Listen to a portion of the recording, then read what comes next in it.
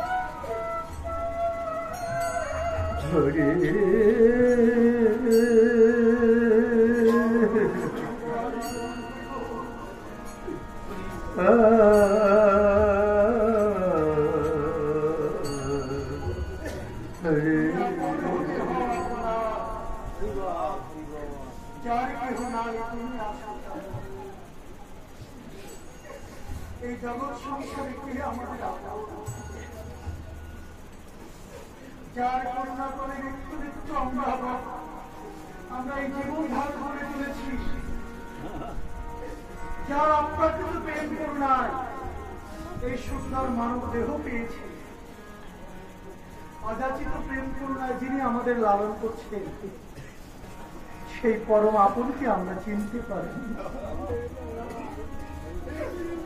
সংসারের মায়া জালে আমরা আবদ্ধ হয়ে গেছি।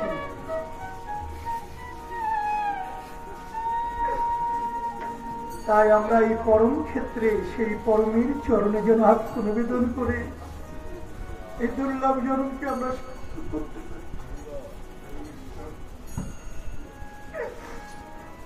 আমার মহাপ্রভু বলেছেন, কোন ভাগ্যে কোন জীবের শ্রদ্ধা যদি হয়, তবে সেই জীবের সাধু সঙ্গ যে করা হয়, সাধু সঙ্গ হতে হয় শ্রবণ কীর্তন, সাধন ভক্তি হয় শ্রবণ। তাই এই দুর্লভ জনম সার্থক করবার একমাত্র পথ এই সাধু সঙ্গ। তাই তো এরূপ ধাম ক্ষেত্রে নাম ক্ষেত্রে গিয়ে আমরা ভক্তির আলিঙ্গনে আবদ্ধ হই, ওই চরণ ধরে মস্তকে ধারণ করি। গতকাল যে দুর্লভ প্রাপ্তি এই বৃন্দাবনে ঘটেছে, আমাদের সশরীরে সেই বৃন্দাবনে যাওয়ার সৌভাগ্য সকলের হবে কিনা জানি,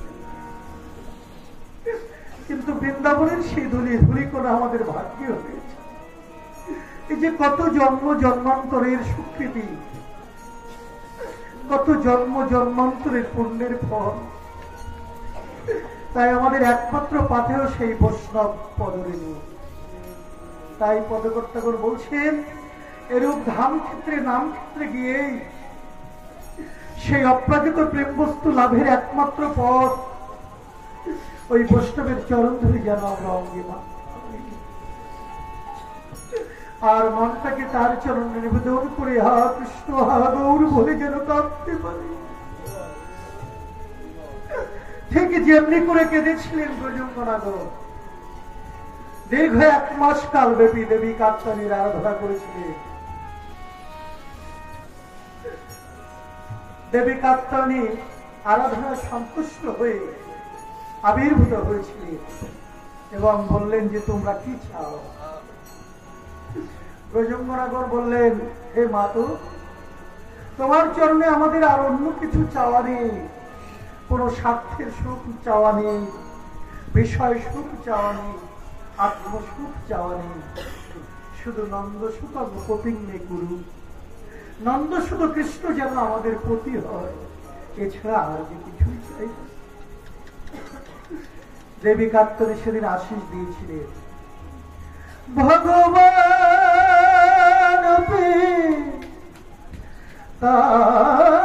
তারাত্রি শারদূত ফুল মল্লিকা, ভগবান তারাত্রি শারদূত ফুল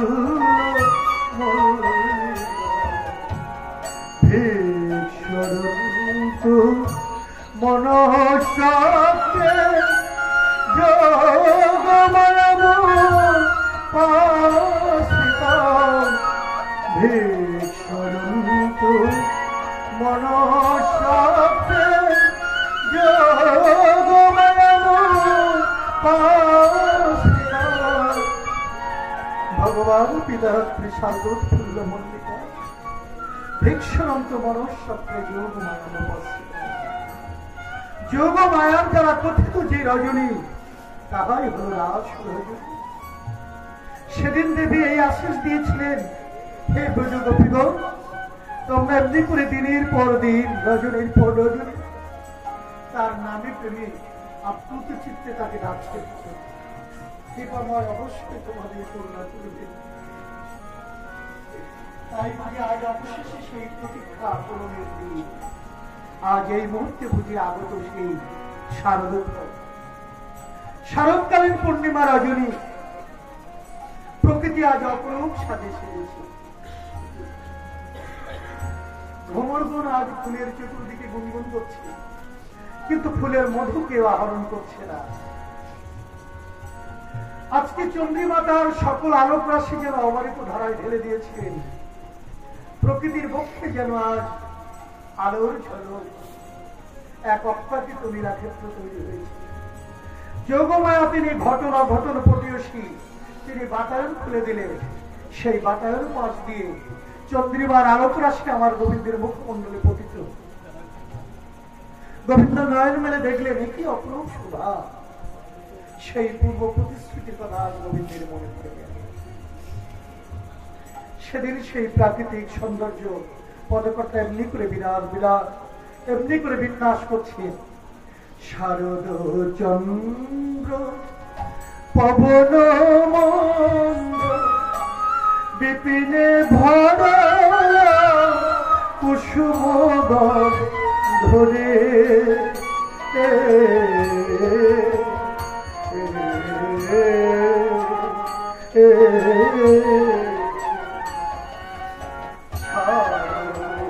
চন্দ্র পবন মন্দ্র বিপিনে ভরা কুসুম গন্ধরে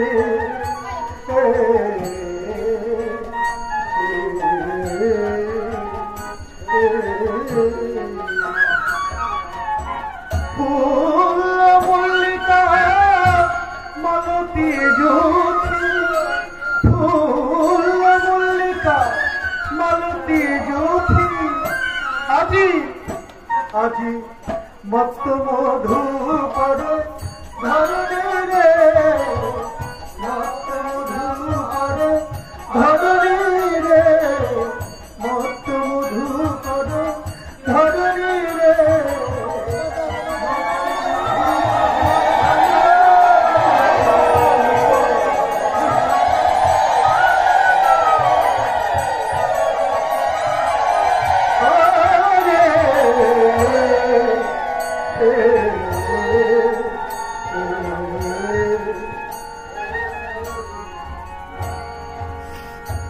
আজ যেন বসন্ত ঘটিতে এসেছি। শুধু বসন্ত নয়, ষড়ঋতুর বৈচিত্র্য ঘটেছে আজ। কেন ষড়ঋতু? যখন ঋতুরাজ বসন্ত আগমন ঘটিয়েছে, তখন অন্যান্য ঋতুগণ ভাবছেন, আমরা যদি অভিমান নিয়ে ঘরে বসে থাকি, তাহলে আমরা যে কৃষ্ণের কৃপা থেকে, গোবিন্দের সে অপ্রাকৃত লীলা দর্শন থেকে আমরা বঞ্চিত হব। তাই সব ঋতু আজ একযোগে একত্রিত হয়েছে। যেমন এই বৃন্দাবনে ধনী দরিদ্র, উঁচু নিচু, ছোট বড় সকলে এক কাতারে সে নাম শ্রবণ করছে। এটাই তো ষড়ঋতুর বৈচিত্র্য। আমার মহাপ্রভু নিত্য নিত্য রাস ঘটিয়েছেন এই কলিযুগে, এই নাম রূপেই হল রাস। দেখুন, এমন একটি ক্ষেত্র কাউকে বাড়ি বাড়ি গিয়ে নিমন্ত্রণ করতে হয় না, কে ধনী কে গরিব আলাদা করে ডাকতে হয় না, সকলে ছুটে আসে, সকলে এক কাতারে বসে নাম শ্রবণ করে। এটাই ষড়ঋতুর বৈচিত্র্য। সেই অপরূপ শোভা দেখি হেরো তোরাতি ওই ছন ভাতি, হেরো তোরাতি ওই ছন ভাতি, আমার শ্যামোহন মদনে বাতি রে,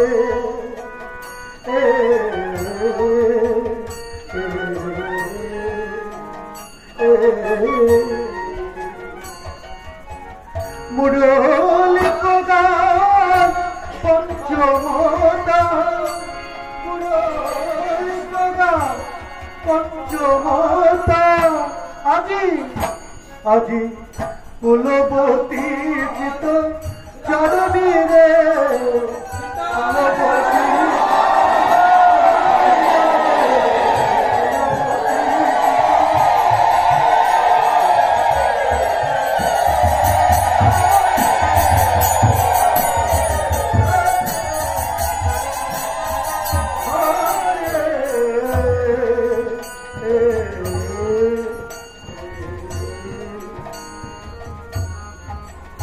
তারা গান করেছি, ফুলে ফুলে গান করেছি। অপরূপ শোভা দেখি আমার গোবিন্দ মুরলী বাদন করেছি, সেই মুরলীর ধ্বনি শ্রবণ করি সকল গোপীগণ, যিনি যে অবস্থায় ছিলেন সবকিছু ফেলে রেখে আর গোবিন্দ দর্শন আসে। এই যে ব্যাকুলতা, এই একাগ্রতা, এই দৃঢ়চিত্ততা, এটাই ভজন সাধনের মূল। হাতে করো গৃহকর্ম, মুখে বলো হরি, অনায়াসকে দিতে পারবে এই ভবনদী পারি।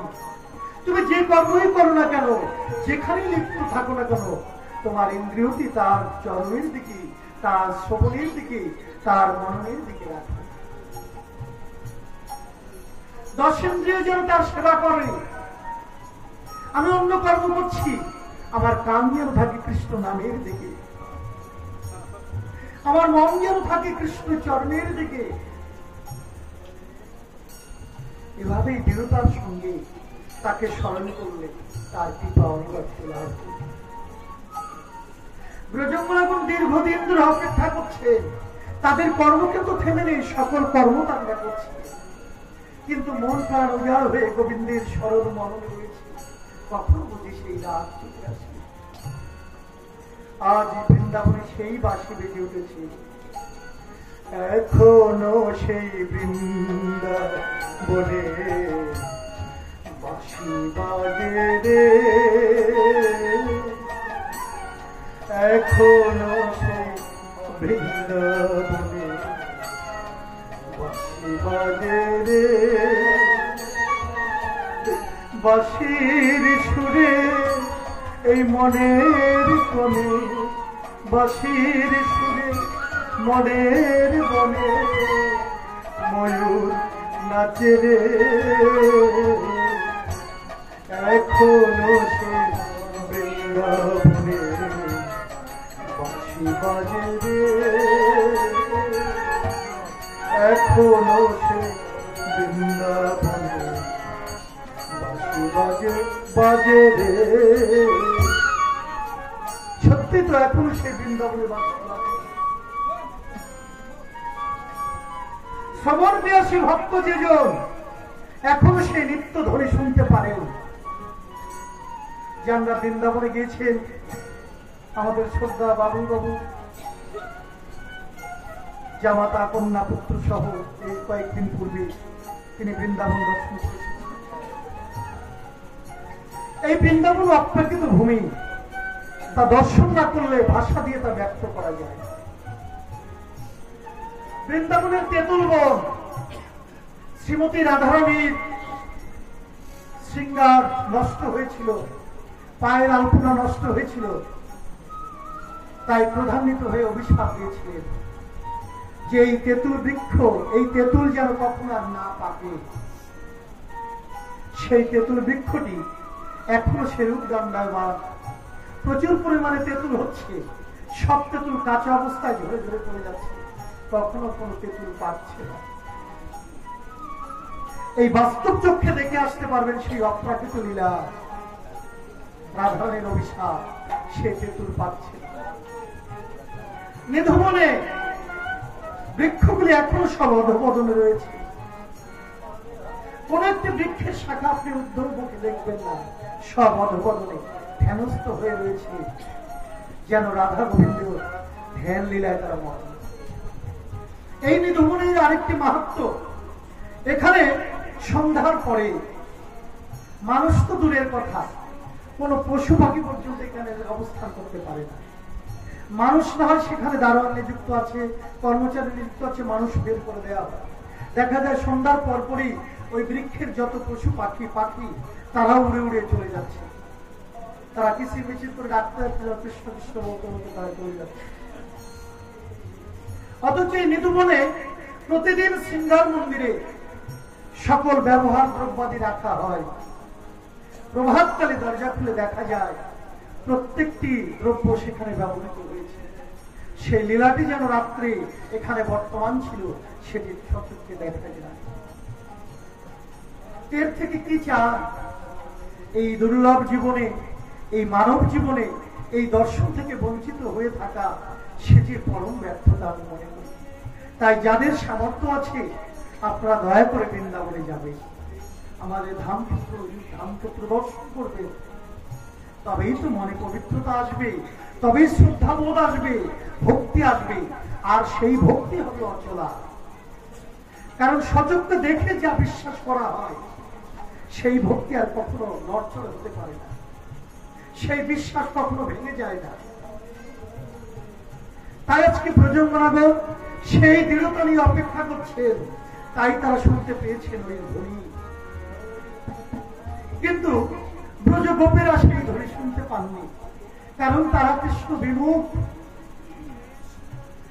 একই সঙ্গে বসবাস করে তারা কৃষ্ণের এই অপ্রাকৃত ধ্বনি তারা শুনতে পাননি। কিন্তু ব্রজঙ্গনাগর শোনা মাত্রই ব্যাকুল চিত্তে ছটফট করছে, গৃহ থেকে বেরিয়ে চলে যাবে। কোন মাতা গৃহের কর্ম করছিলেন, রন্ধন করছিলেন, রন্ধন ফেলে রেখে ছুটে চলেছিলেন। কোন মাতা তার শিশু পুত্রকে দুগ্ধ পান করাচ্ছিলেন, বংশীর ধ্বনি শ্রবণ করা মাত্রই ওই পুত্রকে কোল থেকে নামিয়ে রেখে ছুটে চলেছে গোবিন্দ দর্শন। কোন এক ব্রজ মাতা তার স্বামীর কোলে ঘুমিয়েছিলেন, অবচেতন ঘুমের মাঝে যখন তিনি ওই ধ্বনি শ্রবণ করতে পেরেছেন, অমনি তিনি হঠাৎ করে চমকে উঠলেন এবং তিনি ওই ধ্বনির উদ্দেশ্যে ছুটে গেলেন। কিন্তু তার কপট নিদ্রায় নিদ্রিত স্বামী পিছন থেকে ডাক দিয়ে বলছে, দাঁড়া, কোথায় চলেছ? এই গভীর রজনীতে গৃহ ছেড়ে তুমি কোথায় চলেছ? ব্রজঙ্গরাজ কাতর নয়নে অশ্রুজল প্লাবিত করে বলছেন, হে স্বামী, তুমি কি শুনতে পাচ্ছ না গোবিন্দের সেই অপ্রাকৃত গান? তুমি কি সেই বংশীর ধ্বনি শুনতে পাচ্ছ না?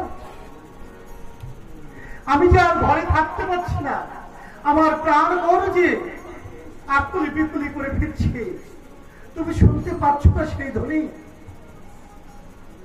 চোরাই না শুনে কোন ধর্মের কাহিনী তার কর্ণে কেমন করে পৌঁছবে? বললেন, পাপিষ্ঠা, দুশ্চরিত্রা নারী, স্বামীর গৃহ রেখে তুমি অন্য পুরুষের সঙ্গ করতে বাইরে চলেছ। পুরোটা বলে অপবাদ দিলে। শুধু অপবাদ দিয়েই ক্ষান্ত হলেন না, বরং চুলের মুঠি ধরে টেনে এনে ঘরের মধ্যে কপাল বন্ধ করে দিলেন। অগত্যা ব্রজগোপী নয়ন জলে আজ যোগাসনে বসে গোবিন্দকে স্মরণ করছি। হে গোবিন্দ, আমি তো ভবে একাকে এসেছিলাম।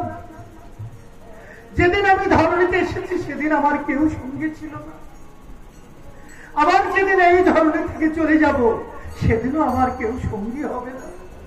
তবে আজ কিসের বাধা যা কিনা তোমার চরণে যেতে আমাকে বাধা দান করছে? হে প্রভু, আমি ভবে একা দাও হে দেখা, আমি ভবে একা দাও হে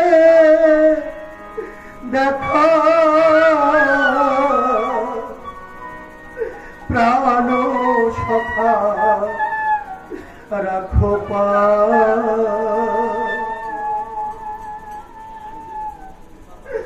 মোর বাজার লুকালে কোথায়, হরি মোর বাজার লুকালে কোথায়, আমি ভবে একা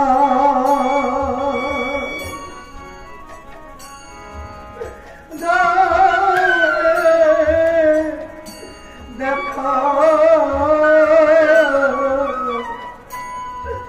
আমি ভবে একা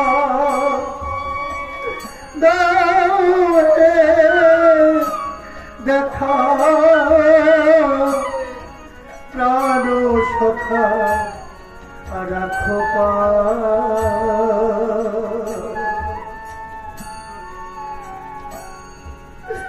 মন বাজায় লুকালে কোথায়, আমায় তুলে নাও প্রভু, তোমার জন্য আমায় ঠাই দাও, চরণ ছাড়া করো না হে, চরণ ছাড়া করো না হে, আমি কত জন্মে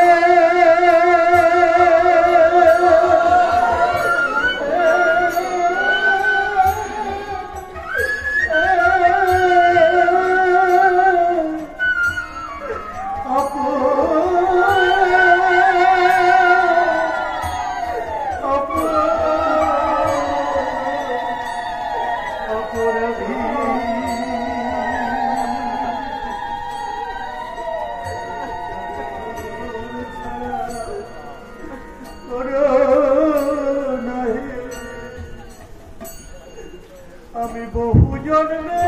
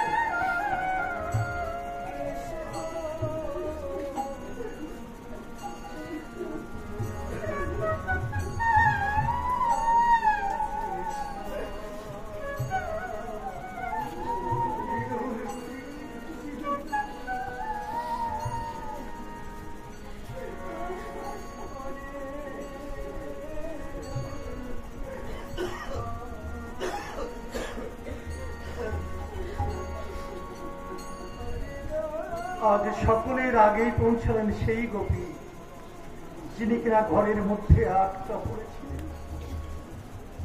গোবিন্দ অযাচিত কৃপা করে দিব্য রথ পাঠিয়ে দিয়েছে। দেহ পড়ে রয়েছে ঘরের মাঝে, ব্রহ্মরন্ধ্র ফেটে আজ পরমাত্মা দিব্য রথে চড়ে চলেছে গোবিন্দ দর্শনে। সকলের পূর্বে উপনীত হলেন গোবিন্দের চরণে। এমনি করে এক এক করে সকল গোপী গোবিন্দের চরণে উপনীত হয়েছে।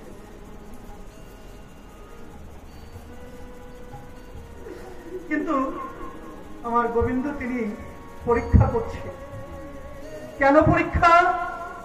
যে করে আমার আশ তারই করি সর্বনাশ, তবু যদি না ছাড়ে পাশ আমি হই তার দাসের অনুদাস।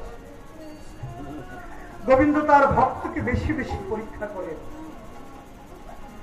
দেখবেন যারা বেশি সৎ পথে চলে, সাধু পথে চলে, তাদের দুঃখ কষ্ট বেশি, তারা যাতনা বেশি পায় এই সংসারে। কেন? এই ভব যাতনা যত বেশি পাবে তত যে অন্তরাত্মা গোবিন্দের চরণের দিকে ধাবিত থাকবে, সুখের মাঝে যে তাকে পাওয়া যায়। তাই তো তিনি দুঃখ দিয়েছে, যেন দুঃখের মাঝে থেকে সর্বদা আমাকে স্মরণ করতে পারে। তাই তিনি দুঃখ দিয়েছে। গোবিন্দ আজ পরীক্ষা নিলেন, কিন্তু কাদের পরীক্ষা নেবে? যারা দেহ গেহ সর্বসুখ পরিত্যাগ করে এসেছে। হে গোবিন্দ, কি পরীক্ষা তুমি আমাদের নেবে? আমরা যে গৃহ ছেড়ে চলে এসেছি, কুলের মান সবকিছু আমরা ত্যাগ করে চলে এসেছি, তুমি দেখা দেবে না? তাতে কোনো দুঃখ নেই। ওই যে দেখা যায় অদূরে যমুনা, ওই যমুনার জলে আমরা প্রাণ বিসর্জন দেব, তবু আমরা ঘরে ফিরে যাব। অগত্যা আমার গোবিন্দ দুবাহু প্রসারিত করে দিলেন। হে ব্রজঙ্গনাগো, তোমাদের সকল পরীক্ষা আমি নিয়েছি, তোমাদের প্রেমের কাছে আমি হয়েছি চিরঋণী। আর নয়, এসো আজ তোমাদের মনোকামনা আমি পূরণ করব। গোবিন্দের আশ্বাস বাক্য পেয়ে আজ ব্রজঙ্গনাগণ বনপুষ্প চয়ন করছে, রাধা গোবিন্দকে সাজাবেন বলে। হরে কৃষ্ণ হরে কৃষ্ণ কৃষ্ণ কৃষ্ণ হরে হরে হরে রাম হরে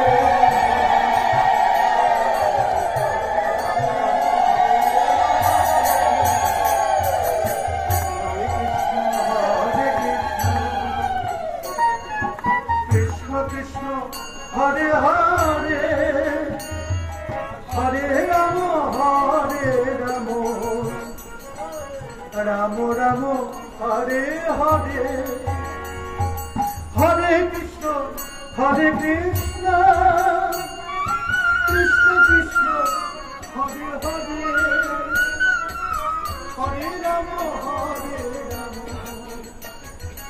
রাম রাম হরে হরে হরে কৃষ্ণ কৃষ্ণ কৃষ্ণ হরে হরে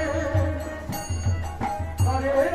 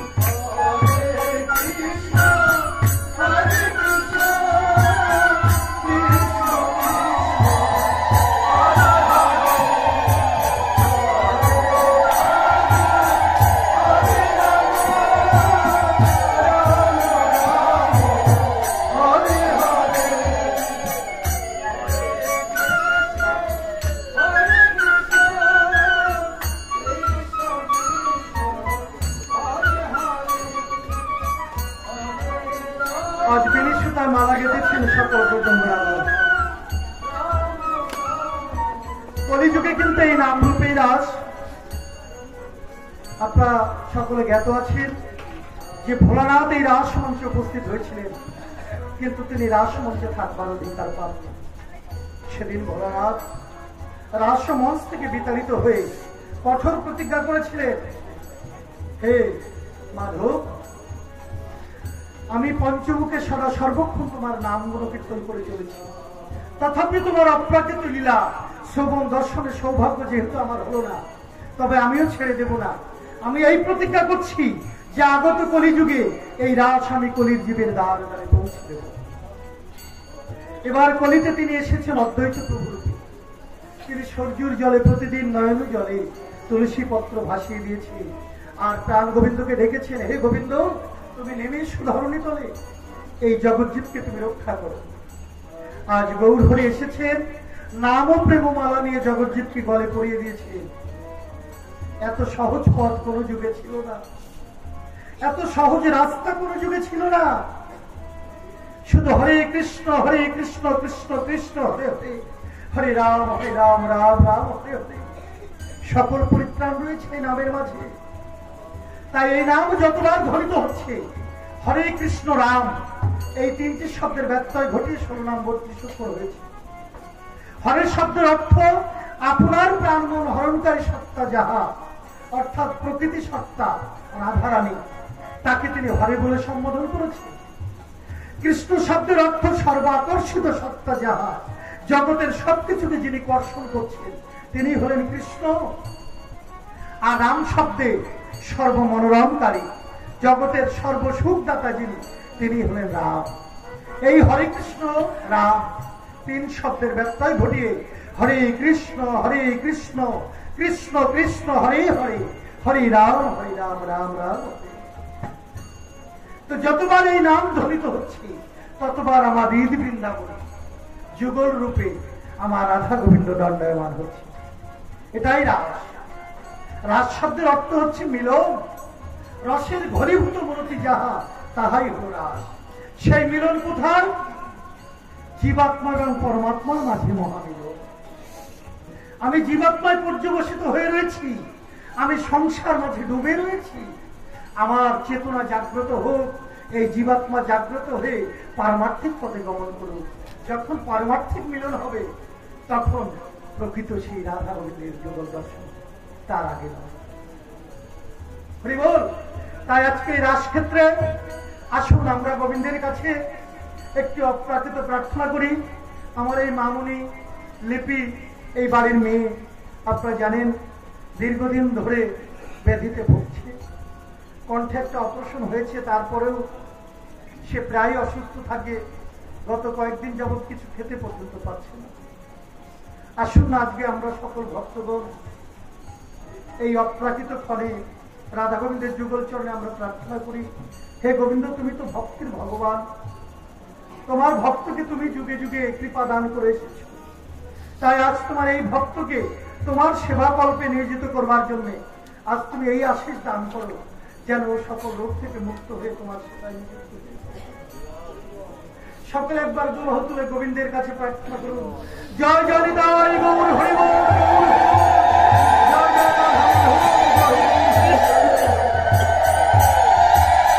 ওর বাবা এবারে মেজে ছেলে মেজদা, তিনিও অসুস্থ। সকলের জন্য গোবিন্দের কাছে আপনারা আশীর্বাদ করুন।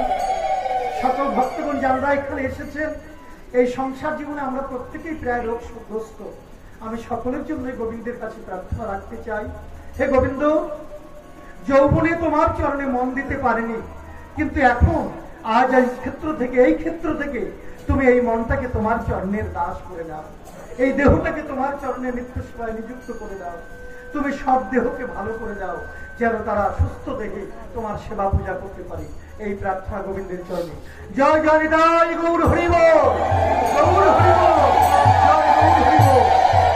আজি রাই দাঁড়ালো রে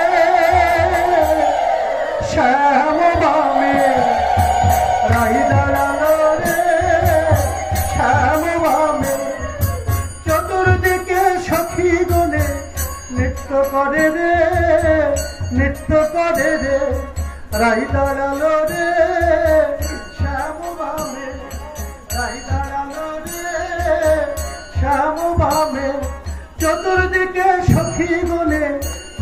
করে রে, নৃত্য করে রে।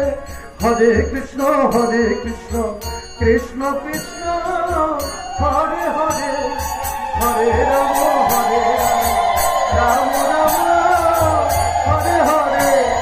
সবাই বলো রাধা রানী কি, রাধা রানী কি, শ্যাম সুন্দর কি, শ্যাম সুন্দর কি, বৃন্দাবন ধাম কি, সমবেত ভক্তমন্ডলী কি। জয় গৌর হরি জয় দাল।